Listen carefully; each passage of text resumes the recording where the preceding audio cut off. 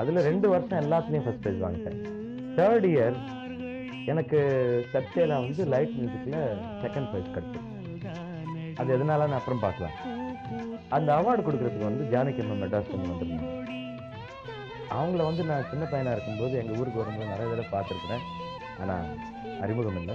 அன்னைக்கு ஸ்டேஜில் பார்த்து அவங்க அவார்டு கொடுக்கறதுக்கு முன்னால இந்த அவார்டு வாங்கினவங்க பாடுவாங்க அப்படின்னு சொல்லி இந்த ஃபர்ஸ்ட் ப்ரைஸ் வாங்கின பையனு என்னை பாட வச்சேன்.